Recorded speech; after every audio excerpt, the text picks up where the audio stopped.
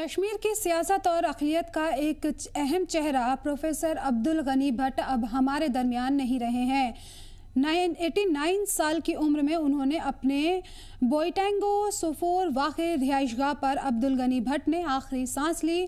Professor Bhatt ने अपनी ज़िंदगी का बड़ा हिस्सा इल्म और सियासत को वक्फ किया।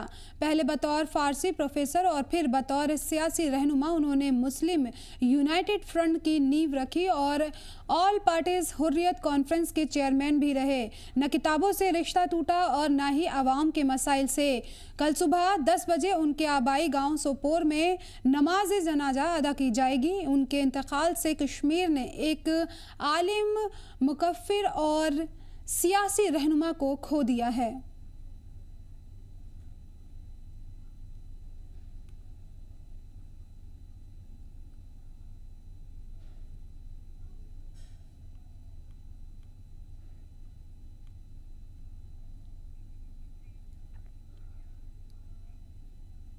सीनियर कश्मीरी सियासी रहनुमा और प्रोफेसर अब्दुल गनी भट्ट के इंतकाल पर सियासी हलकों से ताज़ियाती पैगामात का सिलसिला जारी है। वज़ीर आला उमर अब्दुल्ला ने एक्स पर दुख जताते हुए लिखा, हमारी सियासी सोच चाहे जुदा थी लेकिन प्रोफेसर भट्ट हमेशा एक शाइस्ता शख्सियत के तौर पर याद रखे जाएंगे। उन्होंने कहा कि जब बहुत से लोग तशद्दुद को ही रास्ता समझते थे उस वक्त प्रोफेसर भट्ट ने हिम्मत से बातचीत का रास्ता अपनाया और उस वक्त के वजीर आजम अटल बिहारी वाजपेयी और नायब वजीर आजम लाल कृष्ण आडवाणी से मुलाकात भी की।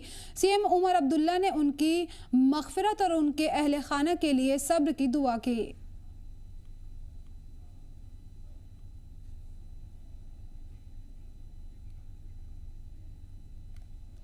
तो कहते हैं कि सीएम उमर ने ताज़ियत का इजहार किया और परिवार के लिए हमदर्दी की दुआ की है, सब्र की दुआ की है। प्रोफेसर भट्ट हमेशा याद रखे जाएंगे। सीएम उमर अब्दुल्ला ने ताज़ियत का इजहार किया है। सीनियर कश्मीरी सियासी रहनुमा और प्रोफेसर अब्दुल गनी भट्ट के इंतकाल पर सियासी हलकों से ताज़ियाती पैगामात का सिलसिला जारी है।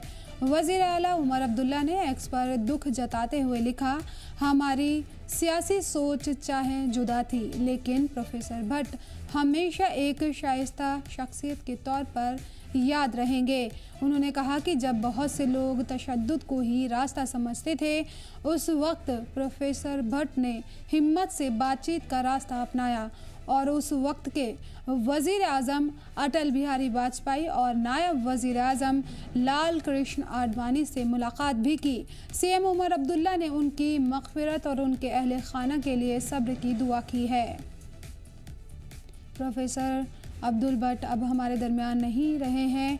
उनके इंतकाल पर अफसोस का इजहार तमाम सियासी लीडरान की तरफ से किया जा रहा है। इस पर वज़ीर आला उमर अब्दुल्ला ने भी एक्स पर पोस्ट करके ताज़ियत का इजहार किया और उनके अहले खाना के लिए सब्र की दुआ की। उन्होंने कहा कि हमारे नज़रिया ज़रूर अलग थे लेकिन प्रोफेसर भट्ट की जो रहनुमाई है उसको हमेशा याद रखेंगे। सीनियर कश्मीरी सियासी रहनुमा और प्रोफेसर अब्दुल गनी भट्ट के इंतकाल पर सियासी हलकों में ताज़ियत पैगामात का सिलसिला जारी है।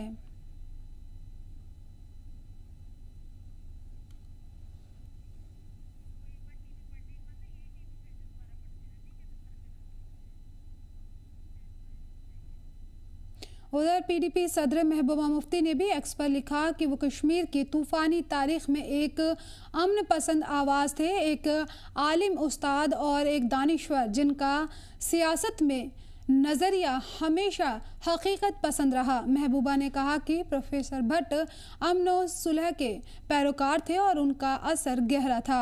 उन्होंने तस्लीम किया कि मुश्किल वक्त में उन्होंने हमेशा उन्हें तसल्ली और रहनुमाई दी है। महबूबा मुफ्ती ने प्रोफेसर भट्ट के लिए मग़फ़िरत की दुआ की और लिखा कि उनकी विरासत हमेशा कश्मीर को अमन का पैगाम देती रहेगी। प्रोफेसर भट्ट की इंतकाल पर तमाम सियासी रहनुमाओं की तरफ से ताज़ियत का इजहार किया जा रहा है। साबिक़ सीएम महबूबा मुफ्ती ने भी ताज़ियत का इजहार किया है और उनकी रहनुमाई की तारीफ़ की है। पीडीपी सदर महबूबा मुफ्ती ने एक्स पर लिखा, वो कश्मीर की तूफ़ानी तारीख़ में एक अमन पसंद आवाज़ थे, एक आलिम, उस्ताद और एक दानिश्वर जिनका सियासत में नज़रिया हमेशा हकीकत पसंद रहा है। महबूबा ने कहा कि प्रोफेसर भट्ट अमन सुलह और पैरोकार थे और उनका असर गहरा था।